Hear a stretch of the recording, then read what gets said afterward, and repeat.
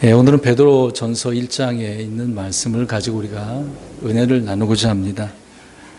단장하는 사람에 대해서 살펴보려고 합니다. 사람은 자신의 본래의 모습보다 더 화려하고 더 멋있게, 더 웅장하게 아름답게 보이기 위해서 몸에 장식을 하게 되어지죠. 어느 나라나 민족이나 어떤 금은 보석으로 다양한 그런 장식을 하는 경우가 많이 있습니다. 화려한 장신구를 그래서 옷과 머리에 또 손발까지 하게 되어지죠. 그렇게 달게 되어지면 자신의 존재 가치를 좀 더 돋보이게 할 수 있다라고 생각하기 때문에 그렇게 치장, 단장을 하게 되어지는 겁니다. 근데 어떤 사람일수록 이렇게 치장을 하느냐라고 보면은 우리가 성경적으로 이제 살펴본다는 겁니다. 속이 비면 빌수록 외부적으로 밖에 이제 이런 치장을 하게 된다라고 하는 것이죠. 속에 있어야 할 것이 없을 때 밖에 무엇을 달아서 그래서 이제 자신을 뭔가 메우려고 한다는 것입니다. 다시 말씀드리면 마음속에 숨겨진 사람이 없는 그런 사람들, 특히 여성들은 겉에 화려한 치장을 하게 되어진다는 거죠. 속사람이 없기 때문에 이제 구원받은 속사람을 말하는 거죠. 옛사람은 있는데 새사람, 속사람을 말합니다. 이 속사람이 없기 때문에 겉사람만 자꾸 신경을 쓰는 경우라는 것입니다. 그래서 머리 모양이나 또 옷 맵시도 또 그래서 이제 핸드백도 들고 다니고 고급 구두나 명품 백도 들고 다니죠. 그런 것을 걸친다고 해서 그 사람이 명품이라고 할 수 있겠습니까? 그러진 않죠. 그렇게 하는 이유는 이제 그렇게 함으로써 자신도 이제 멋진 사람으로 훌륭한 사람으로 여기고 또 동일시 해달라고 하는 그런 부분이 암암리에 또 있을 것입니다. 온몸을 금은보석으로 치장을 했다고 해서 그 사람이 금은보석에 가치가 있는 것처럼 그런 가치가 있는 사람이라고 또 멋진 사람이라고 볼 수는 없을 것입니다. 썩어 없어져 버릴 겉사람에 대해서 이렇게 온통 신경을 쓰는 사람과 달리 우리 그리스도인들은 오늘 말씀처럼 속사람을 단장하고 치장하고 정결하게 하는 데 있어서 최선을 다하는 것이죠. 거기에 온 힘을 쓰는 것이 우리의 그리스도인들의 삶일 것입니다. 특히 그리스도인 자매들은 자신을 어떻게 무엇을 이제 꾸며야 되는 것인지 우리는 성경을 통해서 알 수가 있습니다. 디모데전서 2장 9절 10절을 제가 읽겠습니다. 또한 이런 식으로 여자들도 단정한 옷으로 자기를 꾸미되 얌전하게 맑은 정신으로 하고 장식한 머리나 금이나 진주나 값비싼 옷으로 하지 말며 오직 하나님의 성품을 고백하는 여자들에게 합당한 선한 행위로 하기를 원하노라 라고 바울이 디모데에게 서신을 이렇게 보낸 것이죠. 그러니까 단정한 옷으로 이제 꾸미긴 꾸미는데 얌전하게 또 맑은 정신으로 이렇게 이야기합니다. 그런데 겉으로 보여지는 금은 보석으로 그런 것을 하지 말라고 이야기하고 있는 거죠. 이렇게 얘기하면은 목사님 그러면 여성분들은 우리 귀걸이 하지 말고 화장도 하지 말고 뭐도 하지 말고 지금 그런 얘기는 아니잖아요. 지금 왜 이 말씀 하는지를 우리가 이해를 해야 됩니다.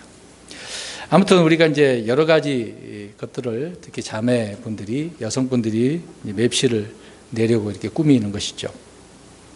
겉이 아니라 속을 단장해야 된다고 오늘 디모데전서 2장 9절 10절에 사도 바울은 말씀을 해주고 있는 것입니다.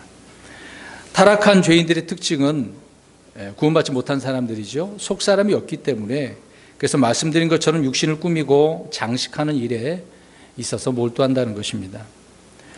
이런 것을 좀 생각해 보면 육신적인 교회, 육신적인 성도들이 바로 이런 부분이 아니겠습니까?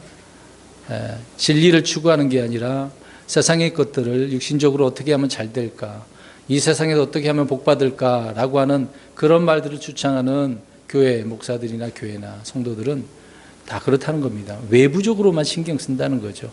자기 속에 대한 내면적인 내 속사람에 대해서는 생각하지 않는다 그 얘기입니다. 성도 여러분, 사람이 이제 성형 수술한다고 생각해 보세요. 이뻐지려고. 물론 문제가 있어서 뭔가 이렇게 한다라고만 이해는 할 수 있습니다. 근데 보기에도 참 예쁜데 아름다운데 굳이 그렇게 할 필요가 없는데도 불구하고 그런 욕망이 있는 분들은 계속해서 하잖아요. 그래서 흔히 이제 우리가 뭐 동화 이야기도 나오지만 거울아 세상에서 누가 제일 예쁘니 이런 식으로 거울을 보면서 하는 분들이 나름대로 자기 생각을 하는 부분이 있겠죠. 아무튼 이렇게 뭐 수술을 해서 외모를 고친다라고 하게 되어진다면 그 사람은 그렇게 해서 새 사람이 되겠는가, 그 얘기입니다. 그렇게 하면 더 훌륭하고 더 수준 높은 사람이 되겠습니까? 뭐 우리나라 유명한 이제 최고의 아름다운 배우라고 한다면 우리 여기 계신 분들이 다 그렇게 했다라고 생각해 보세요. 그러면 새 사람이 되냐 이 말입니다.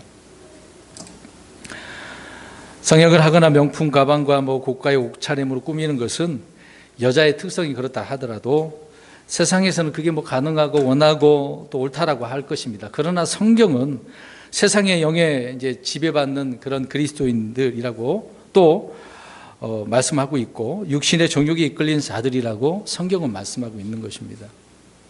그래서 우리는 무엇을 단장해야 될까, 이것이 중요한 부분인 거죠. 성경에는 이렇게 화장하는 것, 뭐 옷차림에 대해서 분명하게 말씀을 하고 있는 것입니다.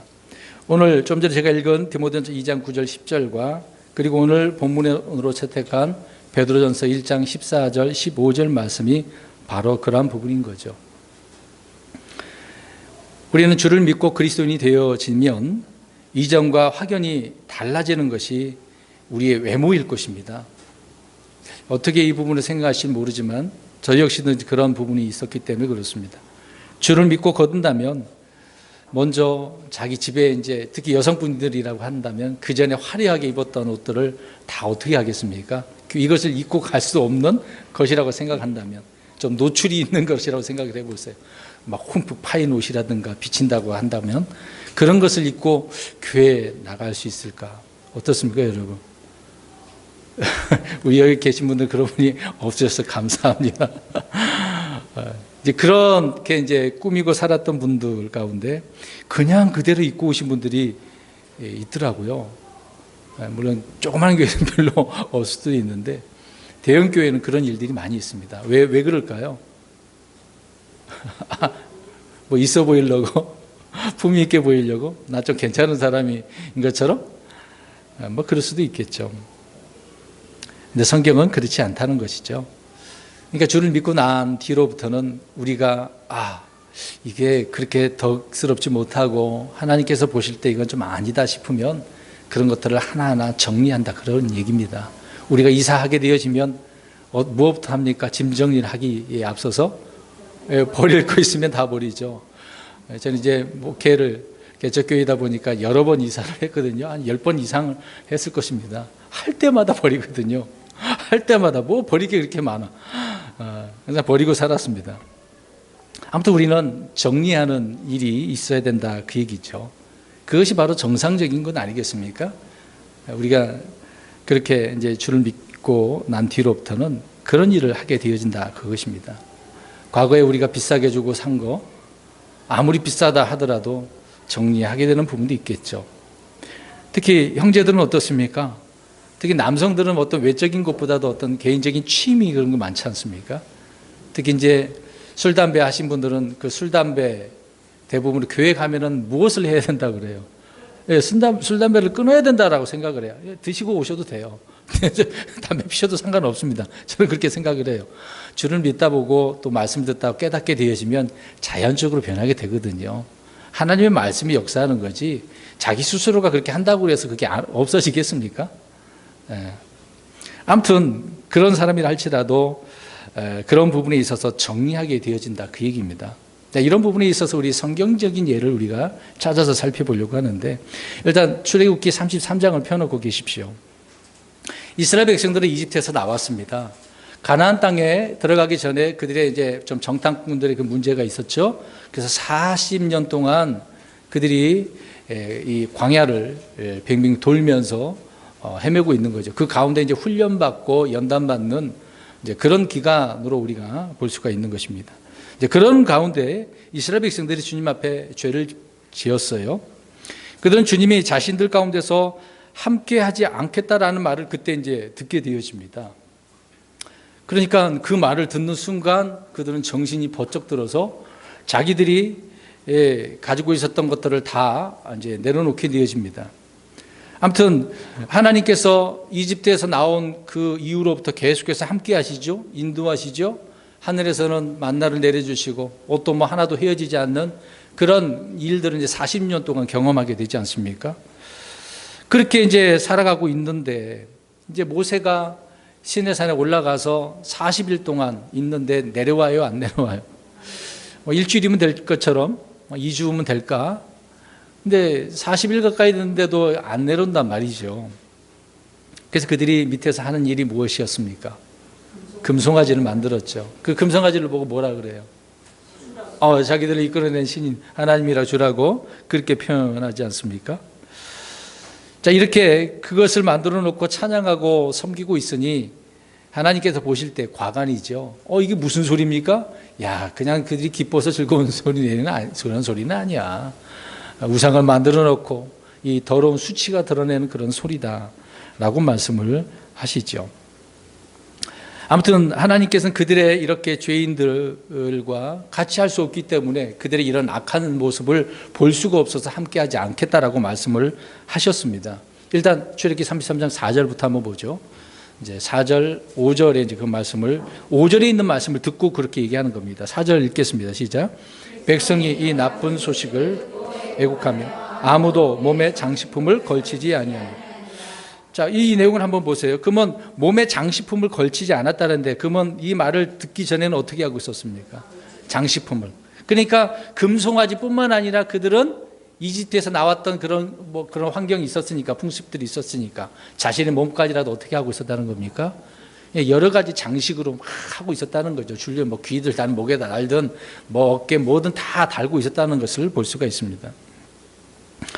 근데 여기에서 우리가 보면 무엇을 들었다고 그랬어요? 좋은 소식이 아니네요. 좋은 소식과 나쁜 소식이 있는데 이 기준이 뭘까요? 좋은 소식과 나쁜 소식의 기준. 내게 유익하면 좋은 소식, 나쁘면 나쁜 소식이잖아요. 이게 사람들의 기준입니다. 그럼 우리 성도들에게 좋은 소식이라고 한다면 뭘까요? 우리 그리스도인들에게 좋은 소식이라고 한다면. 예수님께서 오실 때 그거를 뭐라고 그래요? 초림하셨을 때 누가복음 1장에 보면 나오잖아요. 큰 기쁨의 좋은 소식. 우리 그리스도인들에게는 주님이 오신다고 하는, 주님이 함께 하신다라고 하는 그런 소식이죠. 그래서 그 이름을 뭐라고 한다고 그랬어요? 하나님이 우리와 함께 하신다는 것을 임마누엘이라고 하잖아요. 그게 좋은 소식이라고 성경은 말씀을 하고 있는 것입니다.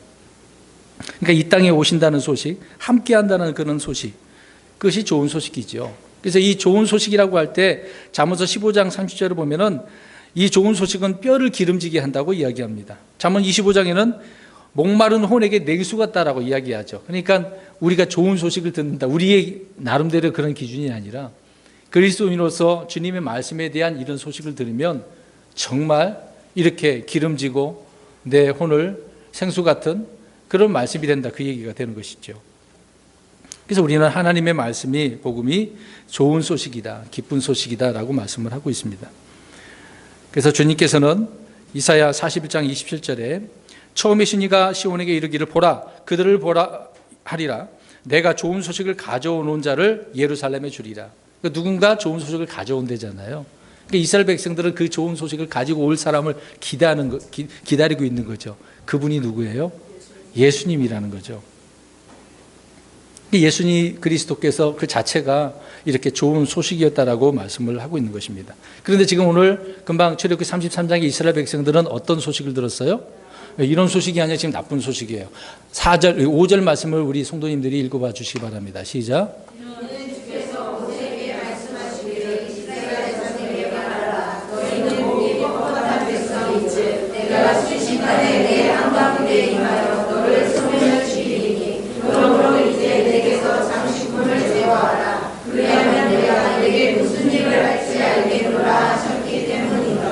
아멘. 지금 이런 소식을 듣고 그들이 지금 제거를 하고 있는 것입니다. 장식품들 다 제거하는 거죠. 자, 아무튼 나쁜 소식을 들었는데 그들 가운데 주님이 계시지 않겠다라고 하는 이런 소식이 절망적인 지금 소식이었기 때문에 그렇다는 거죠.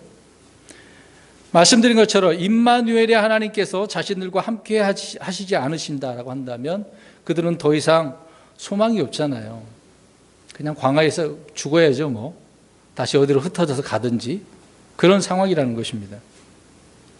그런데 자신 안에 성령이 임했을 때 사울은 한번 보시기 바랍니다. 사울 왕이죠. 사울 왕이 성령님이 들어오니까 자칫 변화가 되어지지 않습니까? 다른 사람이 되었다라고 사무엘서에는 우리에게 말씀을 하고 있습니다. 삼손은 어떨까요? 삼손에게 성령이 임할 때 어떤 능력이 생겼어요? 힘이 생기고 대단하죠? 근데 그들에게 성령님이 떠났을 때는 어때요? 반대로 사울 왕은 그렇죠, 악령이 들고, 삼손은 힘을 잃어서 눈이 어떻게 돼요? 뽑히게 되고. 얼마나 비참합니까? 바로 이러한 예를 통해서 우리가 보게 되어지면 이들에게는 지금 하나님이 없다라고 한다면 소망이 없는 거죠. 자, 이것을 볼 때 하나님께서 저와 여러분들을 그리스도인으로 성도로서 하나님의 자녀로 삼아주는 것이 주님의 은혜가 아니겠습니까? 이것이 바로 성령님의 역사고 함께 하심의 역사이죠. 그런데 오늘 이스라엘 백성들은 주님께서 함께 하지 않는다는 소식을 듣고 애고까지 합니다. 그래서 이들은 몸에 장식품을 걸쳤던 것들을 다 제거하게 되어지죠. 이것은 그들이 주님 앞에 잘못을 어떻게 하고 있는 것입니까? 회개하고 있다는 것을 알 수가 있습니다. 주님이 그들 가운데 거하지 않으시며 또 함께 하지 않겠다라고 하는 그런 소식이 그들에게 이렇게 가장 나쁜 소식이었던 것을 생각을 하고 돌이키는 것을 보게 되어집니다. 아무튼 이 소식을 듣고 그들은 애곡했다라고 하고 있는데 또 장식품도 다 걸치지 않았다고 말씀하고 있는데 이것은 그들의 거칠에 또 위선과 형식과 외식을 제거했다라는 것을 보게 되어집니다. 이것을 오늘날 우리 그리스도인으로 생각을 해보면 어떻습니까? 저와 여러분들은 주 예수 그리스도를 믿고 구원받은 자녀로 있습니다. 영원한 생명을 얻었습니다. 살아가는 삶 가운데 우리가 살고 있으면서 여러 가지 이제 일들을 환경 속에서 살아가고 있는데, 그런데 우리는 주님을 섬기는 사람이라고 하면서 찬양하고 우리의 입술로 고백을 하잖아요. 주의 이름을 부르잖아요. 그런데 우리의 삶이 이렇게 위선적인 삶이, 외식적인 삶이 있지는 않았는가? 거칠에만 하고 있는 것이 아닌가? 이것을 생각해 보면 그러면 이건 하나의 또 다른 종교적인 행위들이었을 텐데 이런 것들을 우리는 다 제거해야 된다라고 하는 부분입니다. 이런 것들로 단장해 보아야 하나님은 기뻐하지 않는다 그 얘기죠. 아무튼 외식적인 그런 모든 것들을 제거하고 마음의 진실한 마음으로 우리의 속중심으로 주님을 대하겠다라고 하는 의지적인 표현을 그들이 이렇게 장식품을 제거하는 것으로 보여지게 되는 것입니다. 범죄한 이스라엘 백성들이 주님의 책망과 꾸짖음과 징계를 받음으로 이것을 이제 마음으로 받아들이는 이런 장면을 볼 때 다 떼어내야 되는 것이죠. 그러면 성경이 말하는 단장의 꾸미는 올바른 꾸밈의 그 원천이 뭘까, 원칙이 뭘까라고 하는 부분입니다. 우리 성경 구절을 앞에 제가 해놨습니다만은 우리 두 구절을 같이 읽도록 하겠습니다. 시작.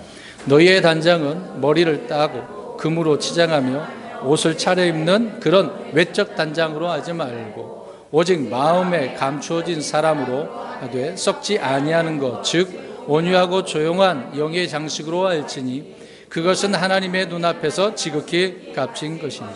아멘. 3절에 보면 그 부분에 보니까 외적 단장으로 하라고 그래요, 하지 말라 그래요. 근데 우리는 이런 부분에 좀 신경을 많이 쓰죠. 근데 4절에 가서 보니까 오직 마음에 감추어진 사람이래요. 이 마음에 감추어진 사람은 무엇을 이야기할까요? 처음에 얘기했는데 우리의 겉사람이 아니라 속사람을 말하는 겁니다. 구원받은 새 사람, 속사람을 말하는 거죠. 이것으로 썩지 아니한 것인데 그것이 뭐냐? 온유하고 조용한 영의 장식으로. 이거 눈에 보이는 겁니까? 안 보이는 겁니까? 우리는 영적인 거죠. 믿음으로 걷는 사람이잖아요. 보이지 않는 것을 우리는 보면서 믿으면서 나아가는 사람들 아닙니까? 그래서 내 안에 있는 영이 온유하고 조용한 영으로 장식해야 된다고 말씀을 하고 있습니다. 근데 이것이 하나님의 눈앞에서 어떤 것이래요? 값진 거래요. 근데 사람들은 어떤 것을 값진 것이라고 얘기합니까? 그렇죠. 눈에 보이고 눈에 반짝반짝하는 거. 다이아 반지 1부, 2부, 3부 그래 보세요. 어떻습니까? 어마어마하죠. 그것을 팔아가지고 삶의 보탬이 되면 얼마나 좋을지 모르겠습니다만은 세상 사람들의 기준은 거기에 있는 것입니다. 그것이 값지다라고 이야기하죠. 근데 주님은 그렇지 않다고 이야기합니다. 우리의 속사람, 속에 있는 것을 어떤 것이 값진 것인가라고 이렇게 말씀하고 있는 것이죠.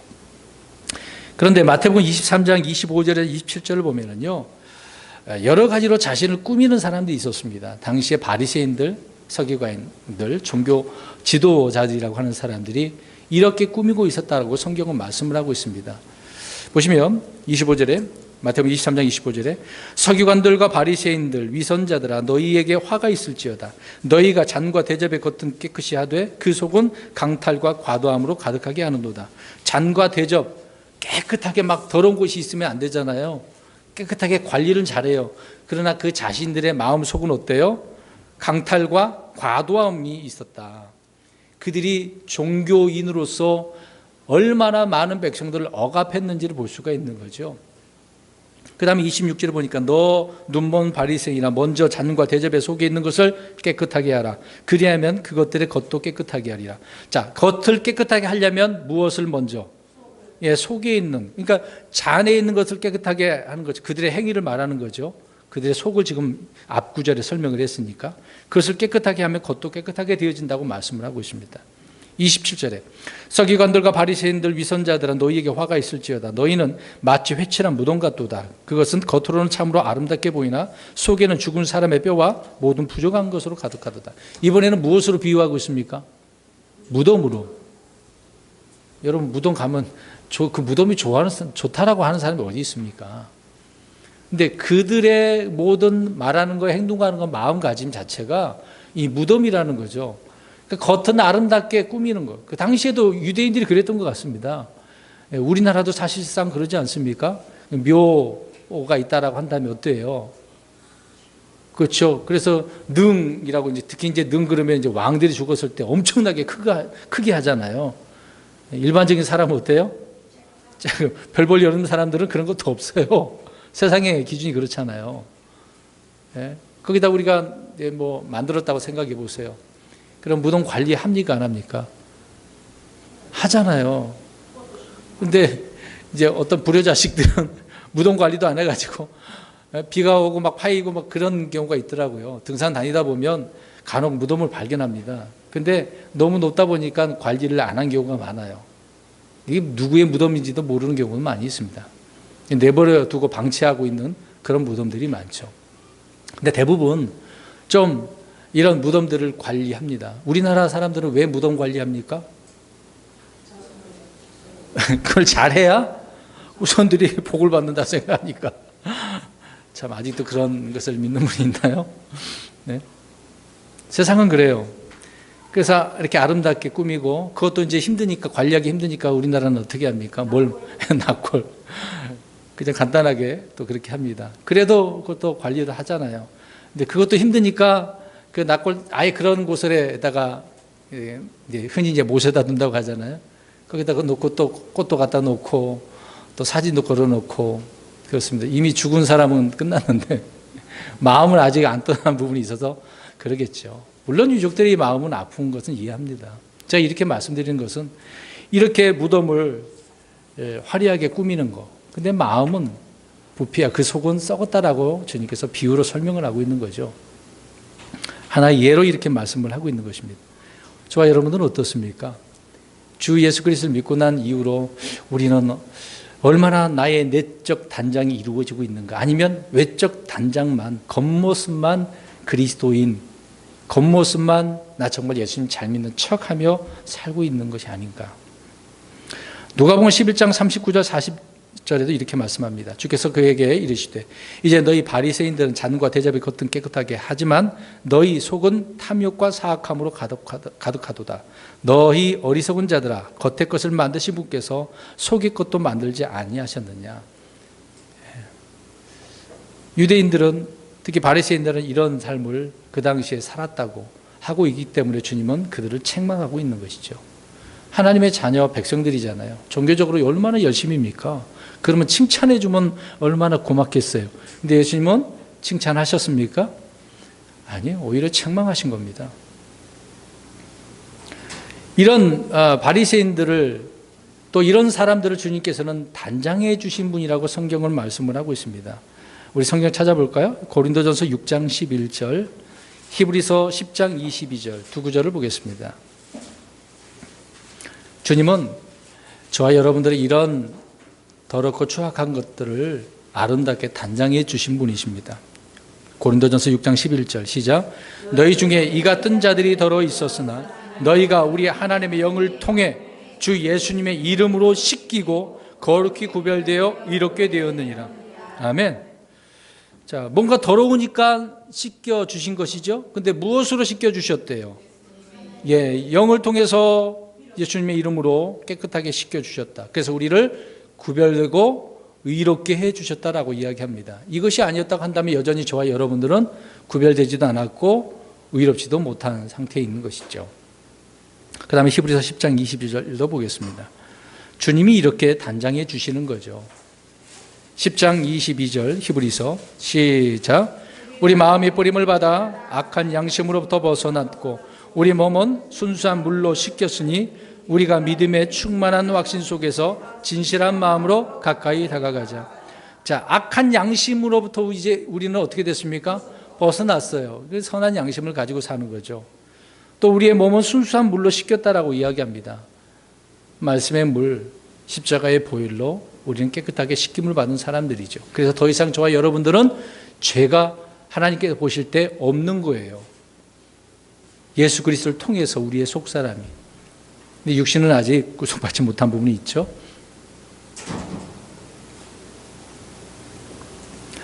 자, 이렇게 주님께서는 악한 양심으로부터 저와 여러분들을 깨끗하게 속과 겉을 단장해 주신다라고 말씀을 하고 있습니다. 그러면 더럽게 하는 것은 어디에서부터 나올까요? 겉에 우리가 볼 때 이렇게 아름답게 모습을 보이지만 바리새인들처럼 어디에서 나오는 걸까요? 그렇죠. 속에서, 마음에서. 마가복음 7장 15절, 20절, 23절에 나오고 있는데 읽지는 않겠습니다만은 속에서 나오는 것들, 그것들이 사람들을 이렇게 더럽게 하는 거다라고 주님께서는 그들에게 책망을 하면서 가르쳐주고 있는 것이죠. 그러면 속에서 있는 것들이 뭡니까? 사람들을 더럽게 하는 것이 뭘까요? 우리 성경 구절 앞에 있는 걸 보겠습니다. 히브리서 12장 25절 시작. 살펴 하나님의 은혜에 이르지 못한 자가 없게 하고 쓴뿌리가 돋아나 너희를 괴롭게 하거나 그것으로 많은 사람이 더럽게 되지 않도록 알지니. 많은 사람이 더럽게 될 수도 있다네요. 무엇 때문에? 자, 뭐가 돋아났어요? 쓴뿌리라는 것이 있네요. 우리 속에 쓴뿌리가 자꾸 돋아나려고 한다고 이야기를 하고 있습니다. 자, 그러면 밑에 써놨습니다만은, 자, 읽겠습니다. 파란 거 시작. 나의 쓴뿌리는. 자, 설교 시간이긴 하는데요. 제가 말씀을 해야 되는데, 우리 성도님들이 대답 좀 해보았으면 좋겠습니다. 이 시간, 나의 쓴뿌리가 누군가? 이런 거다라고 생각하지 말고 지금 내 쓴뿌리가 뭔가 한번 대답 좀 해보십시오. 옆에 사람 말고, 내 쓴뿌리. 내 쓴뿌리는 뭘까요? 뭐 깊이 생각을 해봐야 됩니까? 생각해봐야 될 문제는 아닌 것 같은데. 지난 한 주간 동안에 나의 쓴뿌리는 무엇이었습니까? 나를 더럽게 했던 그런 것들이 있을 거 아니에요.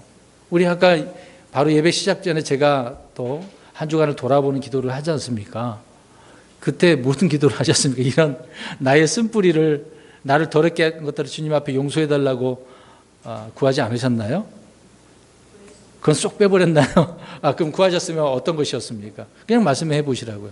좀 비밀이 드러납니까? 뭐 심각한 비밀은 말씀 안 해주셔도 됩니다.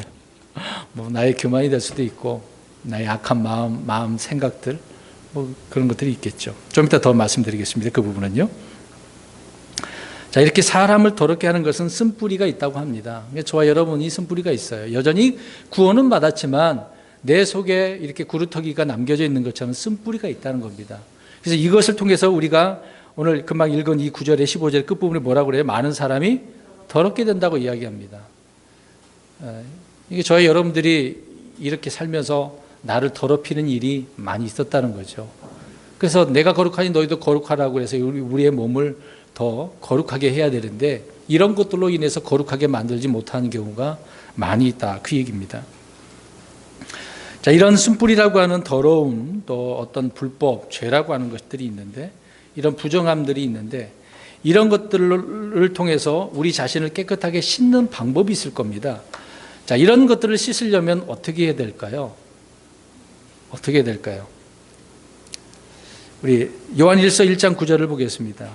저와 여러분들 안에 있는 이런 죄들을, 이런 쓴뿌리들을, 육신의 일들을 주님 앞에 어떻게 해야 되는지를 말씀을 하고 있습니다. 요한일서 1장 9절, 중요한 구절이죠. 시작. 우리의 죄들을 자백하면 그분께서는 신실하고 의로우사 우리의 죄들을 용서하시며 모든 불의에서 우리를 깨끗하게 하시느니라. 아멘. 자, 깨끗하게 씻는 방법은 어떻게 하래요? 자백하래요. 그러면 깨끗하게, 모든 불의에서 깨끗하게 해주신다고 말씀을 하고 있습니다. 우리는 늘 자신을 돌아보면서 내가 이렇게 더럽혀지고 있지 않는가, 쓴뿌리로 인해서 나를 더럽히고 있는 거 아닌가 돌이키고 그런 것이 있다라고 한다면 자백을 해야죠. 고백을 해야죠.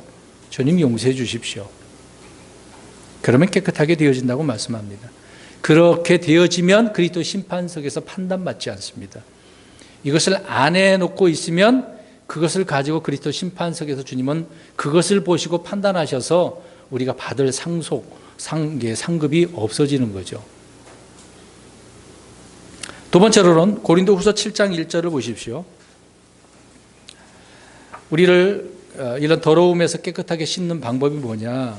고린도후서 7장 1절에는 하나님을 두려워하라고 말씀을 하고 있습니다. 시작. 그러므로 극진히 사랑하는 자들아 우리가 이 약속들을 가졌은즉 하나님을 두려워하는 가운데 거룩함을 완전히 이루어 육과 영의 모든 더러움에서 우리 자신을 깨끗하게 하자. 아멘.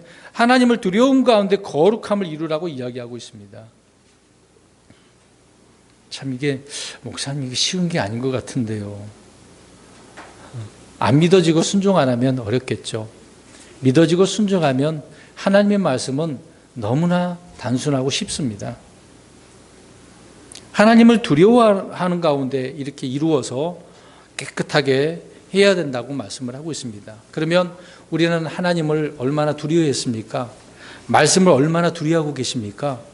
그 말씀 하나하나, 이 말씀을 내가 순종 안 하면 내가 더럽혀지고 책망받게 된다라고 생각할 때 벌벌벌 떨어야 되지 않을까요? 흔히 우리가 춘향전에서 나왔듯이 암행어 사출 때요 그러면은 이제 변사또가 어떻게 합니까? 벌벌 떨면서 지구봉으로 숨으려고 하는 그런 장면 묘사를 잘 해주잖아요. 그런 많이 보아서 알 것입니다. 저 여러분들이 매번 그렇게 하는 스타일이신가요? 네? 그런 거 말고, 그런 두려움 말고요. 잘못해서 말고 하나님의 말씀, 이 거룩한 진리의 말씀, 생명의 말씀을 우리는 어떻게 받아들이고 믿느냐가 중요한 거거든요. 그 말씀을 두려워야 되는 겁니다. 하나님을 두려워하지 않는 사람이 얼마나 많아요. 그래서 그런 사람들이 얼마나 하나님 앞에 책망받고 심판을 받았는지를 말씀해주고 있지 않습니까? 여러분, 사탄이 하나님 두려워할까요, 안 할까요? 안 해요. 왜 그럴까요? 자기가 어떠한 자로 여기니까. 왕이고 하나님으로 생각을 하니까요. 그 마귀의 자녀들도 역시 그러지 않을까요? 저희 여러분들은 마귀의 자녀는 아니지 않습니까? 하나님의 자녀인데 하나님을 두려워야 되는데 하나님을 두려워하지 않고 마귀가 막 두렵네? 문제 있는 거 아닌가요? 세 번째로 히브리서 9장 14절을 우리 읽겠습니다. 그리스도의 피를 신뢰하고 믿으셔야 되죠. 히브리서 9장 14절, 히브리서 9장 14절 읽겠습니다. 시작. 하물며 영원하신 성령을 통해 자신을 점없이 하나님께 드린 그리스도의 피는 죽은 행위로부터 너희 양심을 얼마나 더 많이 깨끗하게 하여 살아계신 하나님을 섬기게 하겠느냐. 아멘. 보시면 그리스도의 피는 죽은 행위로부터 양심을 어떻게 한대요? 깨끗하게 한대잖아요. 그럼 저와 여러분의 양심, 옆 사람 쳐다보시고 양심 있냐 한번 물어보세요. 선한 양심. 예, 주님께서 주시는 이 선한 양심, 예, 이 양심이 깨끗하게 되어지는 이유는 그리스도의 피 때문에 그렇다라고 말씀을 하고 있습니다. 그래서 이 피가 중요합니다. 그래서 제가 십자가를 늘 강조할 수밖에 없고요. 이것을 돌이키고 생각해보고 기억해보자라고 하는 것이죠. 그래서 우리는 늘 주님께서 십자가에 흘리신 그 보배로운 피를 기억해야 될 것입니다. 우리의 죄뿐만 아니라 우리의 뭐도 깨끗하게 할 수 있어요? 양심도. 양심 없는 사람들이 많잖아요. 특히 그리스도인들도 그런 나쁜 양심 있는 분들이 많이 있습니다. 자, 이 사람 쳐다보시고 양심을 갖자. 양심을 갖자. 선한 양심을 갖잖아요. 예. 자, 네 번째로 베드로전서 1장 22절을 찾으십시오. 우리가 깨끗하게 하려면 뭘로 해야 되느냐? 그래서 말씀을 찾고 있는 겁니다. 베드로전서 1장 22절. 진리에 순종하면 됩니다. 시작. 너희가 성령을 통해 진리에 순종함으로 너희 혼을 깨끗하게 하여. 보세요. 무엇에 순종하면 됩니까? 자, 또 이걸 또 얘기할 수밖에 없죠. 킹제임스 성경이 진리라고 이제 외칩니다. 이것이 하나님께 보좌라는 성경이라고 합니다. 이 말씀에 어떻게 하라고요? 순종해야죠. 지식만 쌓아놓지 마시고. 지식만 있으면 뭐 하겠습니까? 근데 지식이 있어야 되는 건 당연하죠. 이런 말 하면 뭐 지식 갖지 말라는 건가? 또 이렇게 생각하는 분들이 있어요. 그러지 말고. 그게 다인 생각하면 안 된단 말입니다. 그 올바른 지식, 진리의 말씀을 우리가 순종해야 되는 거잖아요. 우리가 부모가 자녀를 뭘 훈계를 해요. 이렇게 하면 안 돼. 그럼 자식은 알았어. 근데 또 해. 그러면 이번에 말로 안 하고 어떻게 해야 됩니까? 보면 매를 때려야죠. 정신 차리게. 그냥 지식만 갖고 있으면 안 되잖아요. 부모의 말에 순종을 해야 되는 것처럼 하나님의 말씀에 진리에 순종을 해야 우리의 모든 것들이 깨끗하게 되어지는 겁니다. 내 혼을 깨끗하게 한다고 말씀하고 있죠. 다섯 번째는 요한일서 1장 7절입니다. 아까 9절을 읽었는데요. 여기서는 빛 가운데 걸으라라고 이야기합니다. 아니, 이런 말씀 우리가 잘 아는 말씀인데도 불구하고 안 되죠. 왜 그럴까요? 자, 1장 7절 시작. 그러나 그분께서 빛 가운데 계신 것 같이 만일 우리가 빛 가운데 걸으면 우리가 서로 교제하고 또 그분의 아들 예수 그리스도의 피가 모든 죄에서 우리를 깨끗하게 하느니라. 아멘. 예수님께서 빛 가운데 걸었는데 우리도 빛 가운데 걸어야죠. 빛 가운데 계신 분이 있는데 우리 그렇게 걸어야죠. 근데 안 걸었잖아요. 그럼 빛이 무엇입니까? 말씀이고 진리고 예수님이고 주님의 사랑이고 은혜가 되겠죠. 진리 가운데 걷는 것입니다. 자신을 단장하는 가장 아름다운 그 치장, 단장은 내적인 단장인데 그것이 내적인 것이 성장해야 돼요. 내적인 성장입니다. 근데 그리스도인들이 성장해 나가야 되는데 성장하지 못하면 안 되는 거죠. 그래서 그리스도로 옷 입은 사람이 또 자신이 아닌 예수 그리스도가 나를 통해서 드러나는 그런 사람이 이렇게 성장한 사람이고 단장한 사람이 아니겠습니까? 저와 여러분들이 그리스도인이라고 한다면 이렇게 살아야 되는 것입니다. 그러면 꾸미는 데 필요한 것들이 뭘까? 단장하는 데 필요한 것들이 뭘까요? 우리 금방 이제 씻는 것을 찾아봤는데 그럼 단장해야 되잖아요. 그러면 우린 금으로 보석으로 귀를 이렇게 목걸이도 하고 손목에 팔찌도 하고 그러잖아요. 반지도 차고. 그거 말고 정말 나를 단장하는데 꾸미는데 필요한 것들이 뭘까? 잠언서 1장 7절부터 9절을 읽어봅니다. 세 가지를 말씀을 하고 있습니다. 잠언 1장 7절에서 9절을 통해서 보겠습니다. 그것이 아름다운 단장이라고 이야기합니다. 잠언서 1장 7절에서 9절 시작. 주를 두려워하는 것이 지식의 시작이거늘 어리석은 자들은 지혜와 은혜를 멸시하느니라. 내 아들아 내 아버지의 훈계를 듣고 내 어머니의 법을 버리지 말라.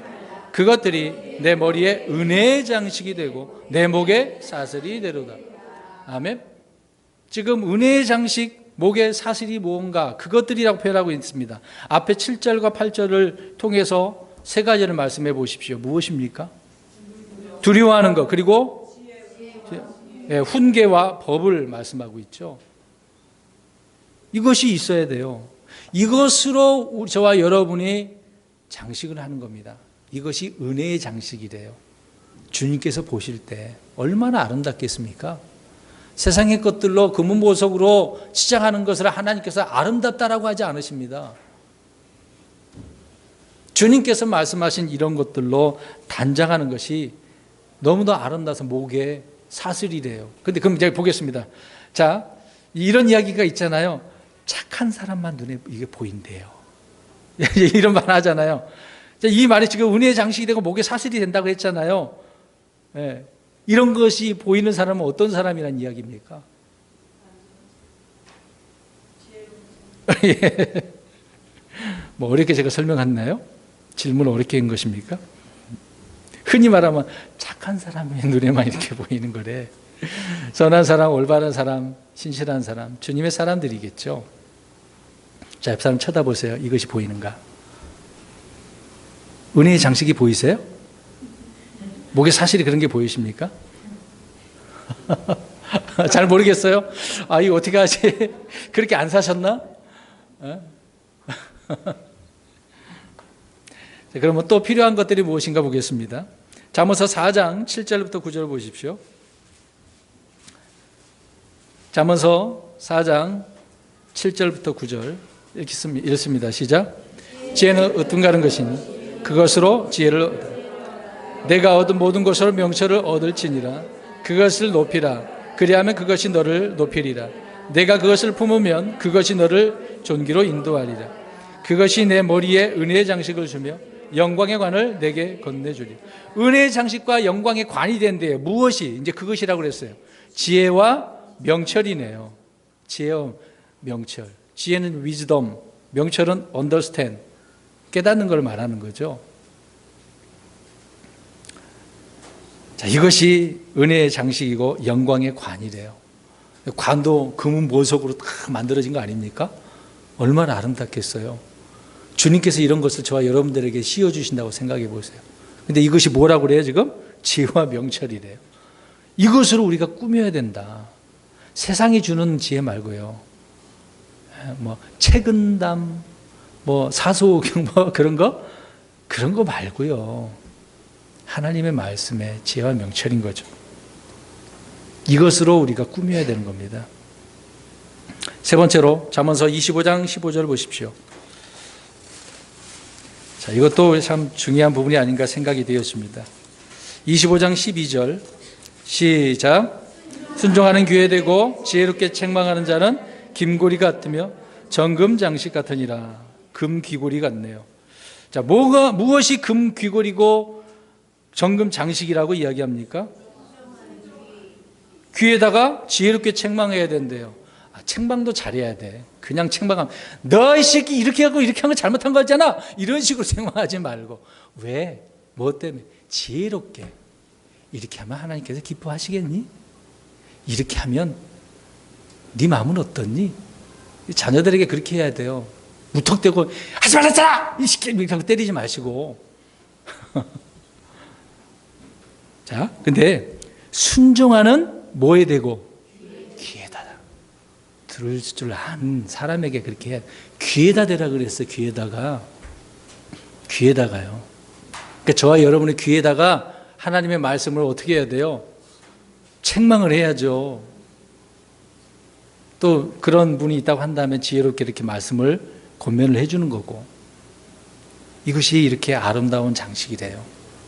그러면 그 말을 듣고 깨닫는 사람은 어떨까요? 오늘 이 말씀처럼 얼마나 아름답게 단장하게 되겠습니까? 해주는 사람뿐만이 아니라 듣는 사람도 그렇구나. 이것이 올바른 것이 아니었구나. 그러면서 단장하게 되어지는 거죠. 그래서 저와 여러분은 외적으로 꾸민 단장들을 제거해야 됩니다. 그것이 뭘까요? 다시 출애굽기 33장 갑니다. 6절을 보겠습니다. 출애굽기 33장 6절. 우리는 제거해야 돼요. 제거하래요. 어떤 육신의 행위들, 외적인 것들을 제거하라고 이야기합니다. 종교적인 행위도 제거하라고 이야기합니다. 33장 6절을 보며 우리가 보겠습니다. 시작. 이스라엘 자손이 호렙산 옆에서 자기들의 장식품을 몸에서 제거하니라. 자, 그 말씀을 듣고 제거하라고 그랬으니 제거했어요. 단순하죠. 끝났어. 쉬운 장면이에요. 자, 이걸 우리가 생각해 보겠습니다. 우리는 얼마나 쉽게 제거를 하고 있는지요. 오늘 이스라엘 백성들은 하나님의 명령에 따라 장식품을 제거했습니다. 그런데 이 장식품들은 언제든지 우상을 만드는데 또 숨기는데 들여질 수 있는 것들이 아닙니까? 이걸 가지고 하나님이라고 하면 금송아지를 만드는 거예요. 그래서 사람들이 갖고 오잖아요. 그걸 녹여가지고 만드는 거. 그럴 수 있다는 거예요. 언제든지. 자, 그럼 보겠습니다. 장식을 우리가 제거했다고 생각해봐요. 여기 계신 우리 성도님들, 자매님들 화장을 하고 오셨는데요. 네, 아름답습니다. 근데 이제 장식을 하나하나씩 제거하고 화장도 지웠다고 생각해 보세요. 불을 켰더니 딴 사람이 그럼 어떻게 하지? 본 모습이 나온다는 얘기죠. 본 모습이 나온다는 겁니다. 자, 외부적으로도 그런 것처럼 실제 우리의 삶 가운데 영적인 부분에 있어서 이런 잘못된 장식이 있다고 한다면 그것을 제거하면 본 모습이 나오잖아요. 예를 들어서 종교 행위들의 장식품들이 얼마나 많습니까? 나름대로 정해놓고 이제 기성교회, 우리 교회는 이제 그런 걸 좀 탈피하죠. 새벽 기도, 그 월상 예배, 주일 철저히 막 성수하는 거, 이것저것 다 어떤 그 규례를 만들어 놓고 하지 않습니까? 기도회라든지 어떤 선교회, 단기 선교, 어떤 행사, 바자회, 막 어디 가서 열심히 봉사하는 그런 행위들. 자, 이런 장식품의 행위들을 제거하자고요. 종교적인 행위를 정말 진실된 마음으로 한다면 모를까.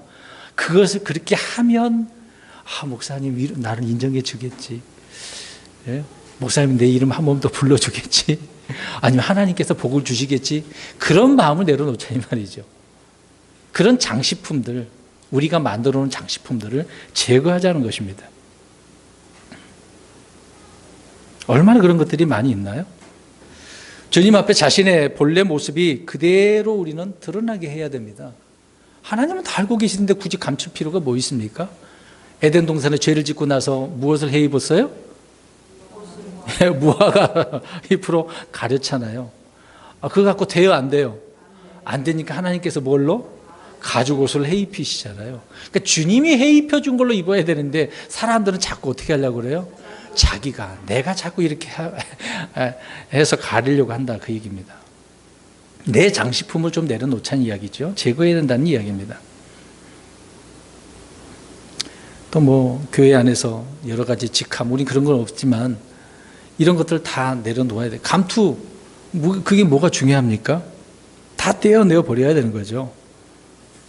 이스라엘 백성들은 주님의 명령에 따라 자신들의 장식품을 오늘 6절에 제거했다고 말씀을 하고 있습니다. 그래서 우리는 주님 앞에 이런 깨끗한 모습으로 1대1 어떤 홀로 이렇게 단독으로 서야 된다라고 하는 부분입니다. 이 구절 한번 보겠습니다. 히브리서 4장 13절. 히브리서 4장 13절 마지막으로 읽겠습니다. 히브리서 4장 13절. 시작. 그분의 눈앞에서 드러나지 아니하는 창조물이 하나도 없고 모든 것이 우리와 상관하시는 그분의 눈에 벌거벗은 채 드러나 있느니라. 다 드러난다잖아요. 벌거벗은 채 다 드러납니다. 감출 것이 없다고 말씀을 하고 있는 거죠. 이런 모습으로 주님 앞에 우리가 서야 된다, 그 얘기입니다. 그리스도인은 그리스도인답게 나 자신을 있는 그대로 속과 겉이 다르면 안 되겠죠. 일치해야 됩니다. 장식으로 자신을 가리고 치장한 교회가 라오디게아 교회, 오늘날 현대교회가 바로 그렇지 않습니까? 그들 속에는 하나님이 없어요. 주님을 문 밖에 세워두죠. 라오디게아 교회가 바로 그런 것입니다. 주님 필요 없는 교회예요. 안에서 그냥 문을 잠가놔. 아무도 못 들어오게. 그래서 안에서는 막 열심히 찬양하고 경배합니다. 하나님께 영광 돌린다고 합니다. 거기에 주님이 없는데. 어떻습니까, 여러분? 주님이 안 계신데 거기서 열심히 찬양하고 경배하면 소용이 있나요?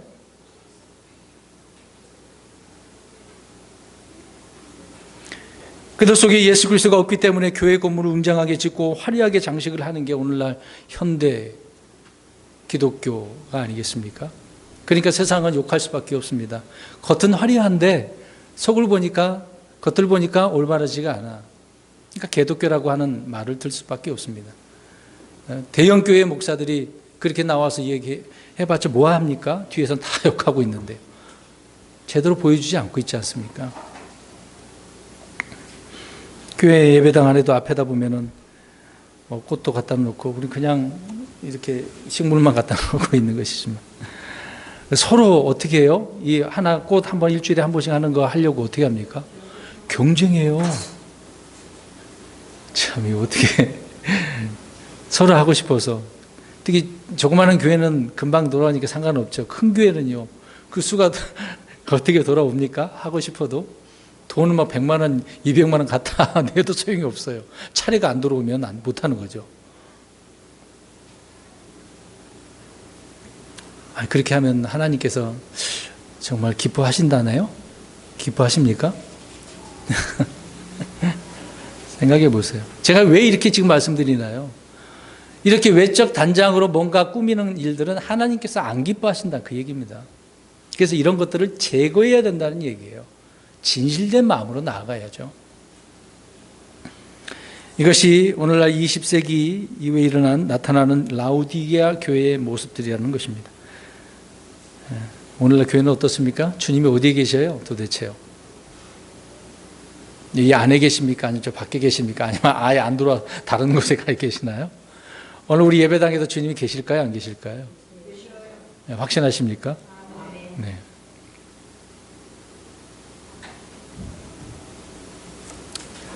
겉을 꾸미고 가꾸고 포장할 필요가 없습니다. 있는 그대로 결론적으로 말씀드립니다. 우리가 입어야 할 옷, 우리가 단장해야 할 장식 누가 주셔요? 주님이. 성경에 보니까 다 있네요. 돈이 필요 없습니다. 이런 것들은 돈 주고 살 수 없는 것들이잖아요. 그것을 우리 주님께서 주시는 것입니다. 아담에게 가죽옷을 해 입혀 주셨듯이 주님께서는 우리 속에 단장할 것들을 이렇게 주신다고 말씀하고 있습니다.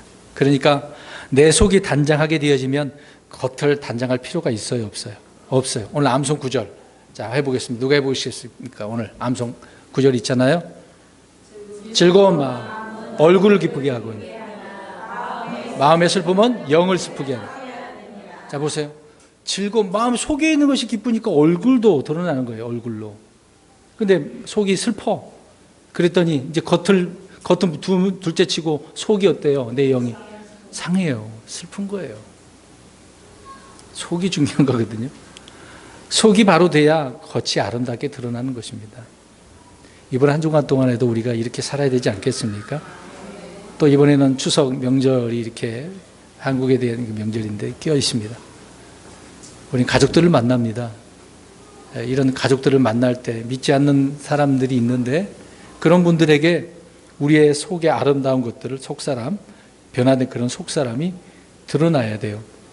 그러면 그들이 그것을 보면서 교회 다닌다고 하더니 뭔가 다르구나. 그런 말을 우리가 들어야 되지 않을까요?